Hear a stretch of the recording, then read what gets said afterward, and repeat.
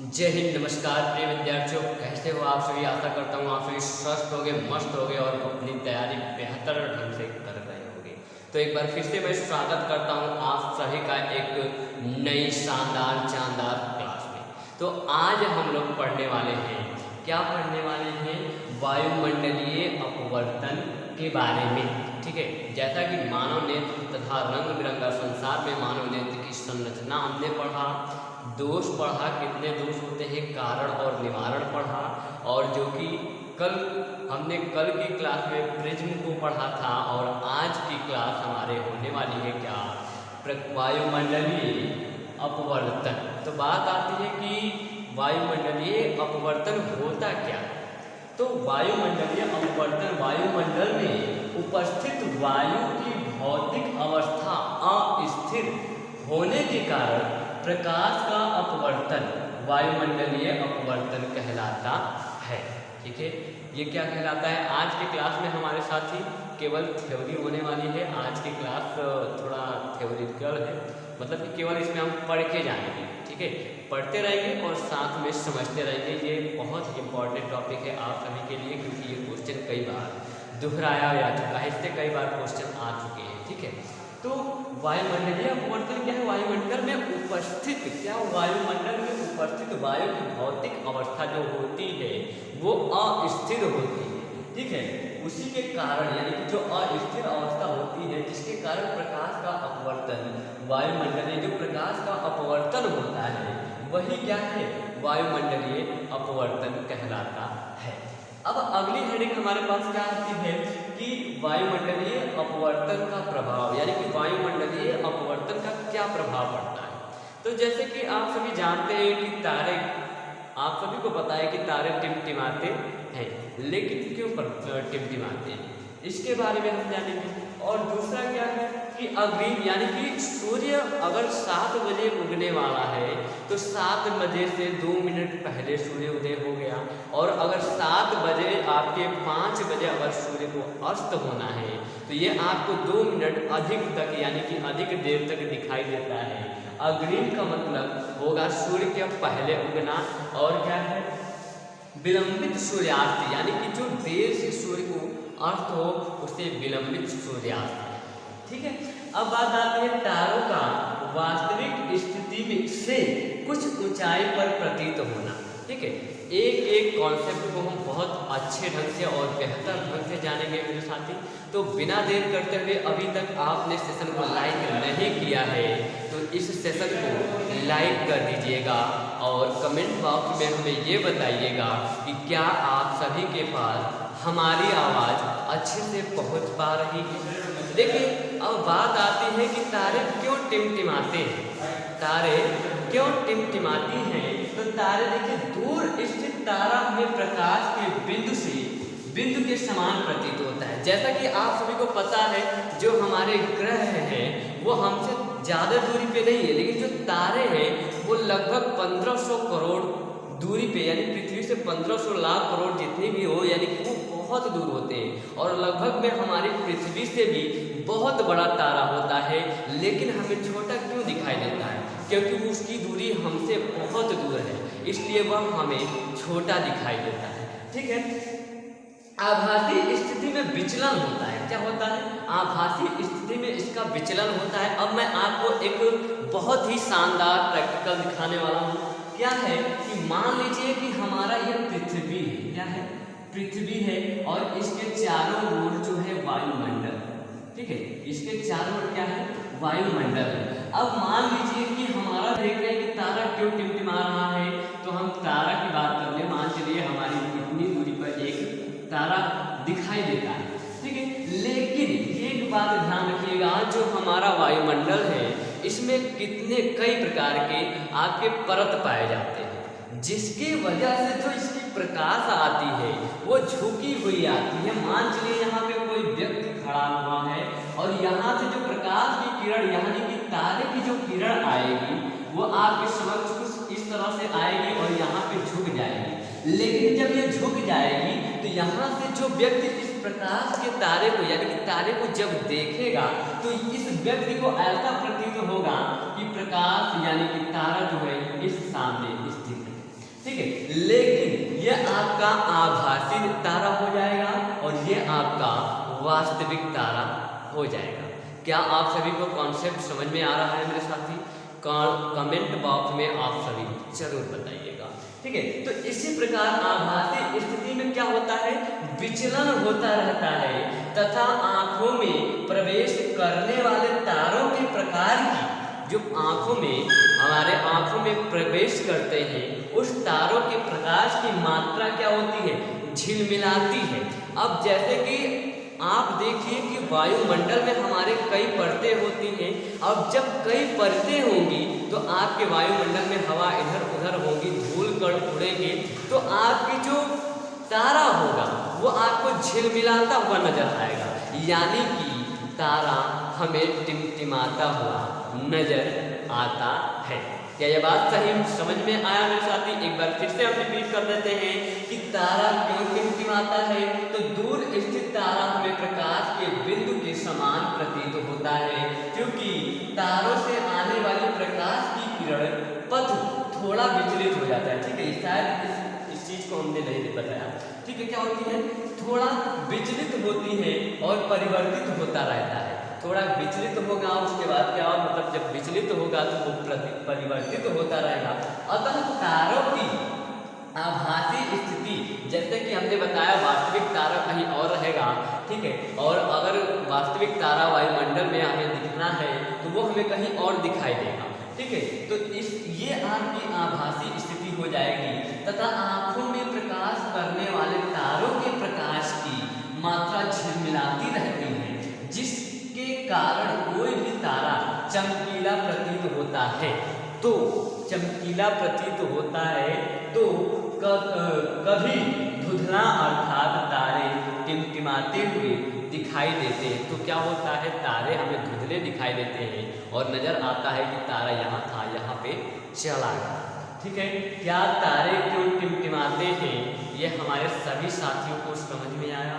अब बात आती है कि अग्रिम यानी कि सूर्य उदय जल्दी से उगना और देर से अस्त होने के बाद साथी देखते हैं कि सूर्य का पहले उगना और सूर्य को देर से, यानी कि अग्रिम सूर्य उदय तथा विलंब सूर्य अस्त के बारे में। तो सबसे पहले हम इस चित्र को देखेंगे और चित्र को समझेंगे। तो देखिए, मान लेते हैं कि हमारे पास यह हमारा पृथ्वी है और हमारे चारों ओर जो है वो वायु मंडल है।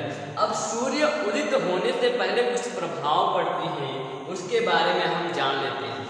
देखिए, यहाँ पे अगर सूर्य जब उदय होता है, जब इस क्षितिज रेखा को अगर पार करेगा तब जाके सूर्य हमारा उदय होगा, ठीक है।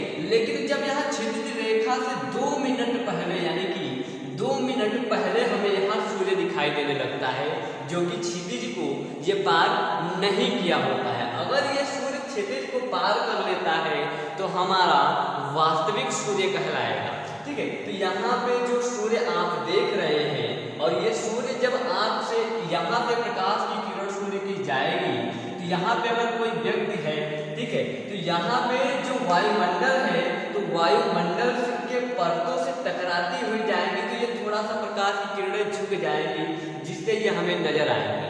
लेकिन अगर हम सामने खड़े हैं और ये जाके हमारे आंखों पे प्रकाश की किरण इसकी पहुंच रही है, तो हमें ये प्रतीत होगा कि ये सूर्य उदय हो गया, यानी कि यहाँ पे हमारा सूर्य आ चुका है, यानी कि उदित हो चुका है। लेकिन रियलिटी तो यही है हमारे साथी, ये 2 मिनट पहले हमें दिखा देता है कि सूर्य उदय हो गया है। जब तक क्षितिज रेखा को ये पार नहीं करेगा तब तक सूर्य उदय नहीं हुआ रहता है। इसलिए ये आपका वास्तविक सूर्य है और ये आपका आभासी सूर्य है, आभासी सूर्य, ठीक है। तो अब देखते हैं कि वायुमंडलीय अपवर्तन के कारण सूर्य हमें किसके कारण, ये वायुमंडलीय अपवर्तन हो रहा है। क्या हो रहा है, वायुमंडलीय अपवर्तन, यहाँ पे सूर्य है, प्रकाश की किरण गई, वायु ने इसके अंदर प्रवेश किया और इसमें क्या हुआ, वायुमंडलीय अपवर्तन हुआ, जिस कारण से हमें सूर्य यहाँ पे दिखाई देने लगता है, जो कि सूर्य यहाँ पे रहता है लेकिन दिखाई कहाँ देता है, यहाँ पे। और 2 मिनट से यहाँ पे 2 मिनट पहले की बात हो रही है साथी, ठीक है। तो जो आपके वायुमंडलीय अपवर्तन के कारण सूर्य हमें वास्तविक सूर्योदय से लगभग 2 मिनट पूर्व दिखाई देता है। हमने बताया ना कि अगर यहाँ क्षितिज से ये पार करेगा, यानी कि 2 मिनट वास्तविक सूर्योदय से पहले अगर ये सूर्योदय यहाँ पे आएगा तो हमारा वास्तविक सूर्योदय हो जाएगा।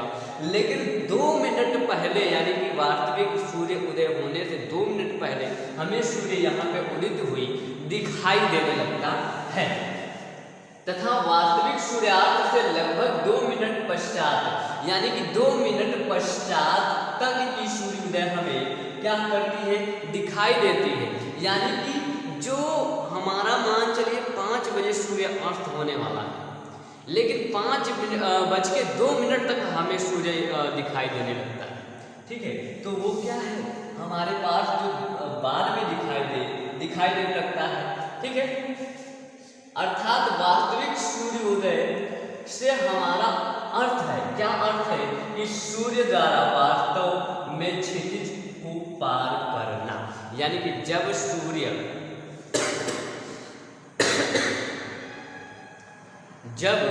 सूर्य वास्तव में क्षितिज को पार कर लेगा तो हमारा वास्तविक सूर्योदय होगा। क्या ये बात सभी विद्यार्थियों को समझ में आया? फटाफट बताइए। चलिए मेरे साथी, अब तीसरा स्थिति हम देखते हैं कि तारों के वास्तविक स्थिति से कुछ ऊंचे स्थान पे क्या प्रतीत होना, ये कैसे होता है। तो अभी जैसे हमने सूर्य के प्रकाश के बारे में जाना कि कहीं और होता है और उसके माध्यम से हमें कहीं और सूर्य दिखाई देने लगता है। तो यहाँ पे ध्यान दीजिएगा इस चित्र को। जैसा कि आप सभी जानते हैं कि हमारे वायुमंडल में कई परत पाए जाते हैं, जिसमें से यहाँ पे अगर कोई तारा आपको है, यहाँ पे अगर कोई वास्तविक, ये आपका वास्तविक तारा है, वास्तविक तारा, ठीक है, वास्तविक तारा है मेरे साथी। तो अगर ये जाएगा तो इसमें जो परतें हैं इनमें इसका क्या होगा, इसका मान चलिए इधर कोई विरल माध्यम और अंदर जितना अंदर जाएगा इसमें सघन माध्यम होगा। जब सघन माध्यम कोई चीज़ जा रही है स्पीड से, अगर सघन माध्यम में पहुंचेगी तो उसकी स्पीड कम हो जाएगी, तो वो थोड़ा सा डाउन होगा। तो इसलिए ये तारा का जो प्रकाश है ये सघन से विरल में जा रही है, ठीक है। नहीं क्या है कि ये विरल है, विरल से सघन में जा रही है। जब विरल से सघन की ओर जा रही है तो सब में क्या होगा, जो प्रकाश की, तारा की जो प्रकाश होगा वो धीरे धीरे नीचे होते हुए हमारे आंखों तक पहुंचेगा और हमें ऐसा प्रतीत होगा, तारा यहाँ पे, लेकिन हमें ऐसा प्रतीत होगा ये बहुत ऊंचा, यानी कि सीधा प्रतीत होगा तारा हमारे आंखों से बहुत ऊंचा प्रतीत सीधा हमें दिखाई देगा। तो आइए देखते हैं विश्लेषण क्या है कि तारों का वास्तविक स्थिति से कुछ ऊंचाई पर प्रतीत होना क्या है, पृथ्वी के वायुमंडल में प्रवेश करने के बाद, जब ये पृथ्वी के वायुमंडल में प्रवेश करता है उसके बाद पृथ्वी की पृष्ठ पर पहुंचने तक तारों का प्रकाश निरंतर अपरिवर्तित होता है। ये तारों का जो प्रकाश है ये निरंतर क्या हो रहा है, अपरिवर्तित होता रहता है।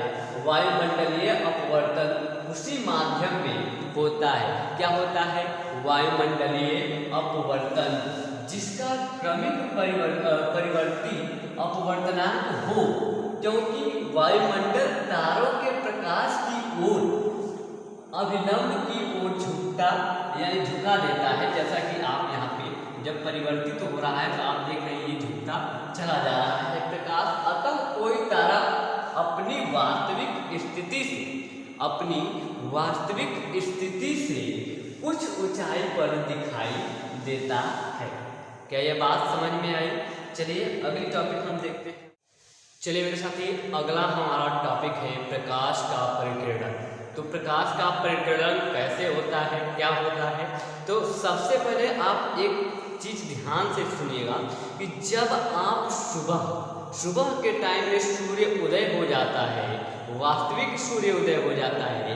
अपने घर के रोशनदान से जब आप देखते हैं तो कुछ प्रकाश की किरणें हमारे अंदर कमरे में आती हुई प्रतीत होती हैं, और जब उस कमरे के रोशनदान को यानी कि जब हम उस रोशनी को, प्रकाश को देखते हैं तो उसमें अति सूक्ष्म बहुत छोटे छोटे कण हमें दिखाई देते हैं। उसी को हम क्या कहते हैं, प्रकाश का परिकीर्णन। तो ध्यान से देखिएगा कि जब प्रकाश किसी एक ऐसे माध्यम से गुजरती है जिसमें धूल, मिट्टी, वायु आदि के अति सूक्ष्म कण उपस्थित होते हैं, तो उन कणों द्वारा प्रकाश का कुछ भाग सभी दिशाओं में फैल जाता है। इस घटना को प्रकाश का परिकीर्णन कहते हैं। परिकीर्णन मतलब कि फैलाव, यानी कि प्रकाश का फैलना, यानी प्रकाश की फैलने की घटना को प्रकाश का फैलाव कहते हैं।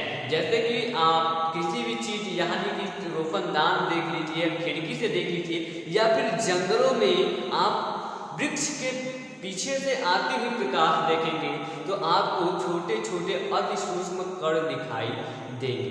यही है प्रकाश का परिकीर्णन। अब आपके समक्ष कुछ क्वेश्चन है मेरे लिए, आपके लिए जरा ध्यान से देखिएगा। ये क्वेश्चन कई बार पूछा जा चुका है और आता भी है, ठीक है। तो पहला क्वेश्चन क्या कह रहा है कि चंद्रमा पर खड़े अंतरिक्ष यात्री को प्रकाश कैसा दिखाई देता है।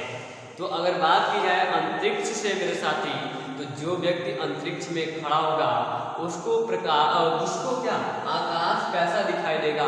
जो आकाश होगा वो काले रंग का दिखाई देगा। कैसा दिखाई देगा, काला रंग का। इसका राइट आंसर हो जाएगा चंद्रमा पर खड़े अंतरिक्ष यात्री को आकाश कैसा दिखाई देगा, तो काले रंग का आकाश दिखाई देगा। अब दूसरा क्वेश्चन पे आते हैं कि कोलाइडी विलयन में निलंबित कणों से प्रकाश के परिकीर्णन को क्या कहा जाता है। तो यहाँ पे एक बात ध्यान रखिए, जो कोलाइडी विलयन है यानी कि हमारे वायु में, यानी कि हमारे वायुमंडल में कई गैसें हैं, तो उसमें से मिले विलयन को हम क्या कहेंगे, कोलाइडी विलयन। तो क्या कहते हैं उस प्रकीर्णन को, हम क्या कहते हैं उस प्रकीर्णन को, हम प्रकाश के टिंडल प्रभाव कहते हैं। टिंडल प्रभाव, प्रकाश के टिंडल प्रभाव कहते हैं। अब बात आती है कि टिंडल प्रभाव होता क्या है। तो प्रकाश के पथ को दिखाई देना, जो प्रकाश का पथ होता है दिखाई देता है, उसे ही प्रकाश के टिंडल प्रभाव कहते हैं। ये बात समझ में आई। क्वेश्चन कोई ज़्यादा खास कठिन भी नहीं है और बहुत ही सिंपल है, जो कि पूछा जा सकता है। अच्छा, क्या आप एक बात जरूर ध्यान देंगे कि सर अभी तो आपने बताया अंतरिक्ष में जो व्यक्ति होगा उसको आकाश काले रंग का दिखाई देगा, तो ये बताइए कि जब हम पृथ्वी पर यानी कि हम अपने स्वच्छ आकाश की तरफ देखते हैं तो वो हमें नीला रंग क्यों दिखाई देता है। बात क्वेश्चन आती जरूर होगी। और अगला क्वेश्चन हमारा यही है कि स्वच्छ आकाश का रंग नीला क्यों दिखाई देता है, यानी कि नीला क्यों होता है। तो इसका उत्तर होगा मेरे दोस्त, प्रकाश की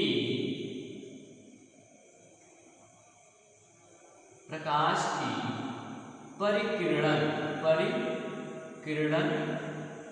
के कारण, प्रकाश के परिकिरण के कारण हमें स्वच्छ आकाश नीला दिखाई देता है। क्या ये बात समझ में आई साथियों? इस क्वेश्चन को अच्छे से पढ़ लीजिएगा और प्रकाश का परिकिरण भी अच्छे से पढ़ लीजिएगा। देखते हैं अब आज की अगली और लास्ट।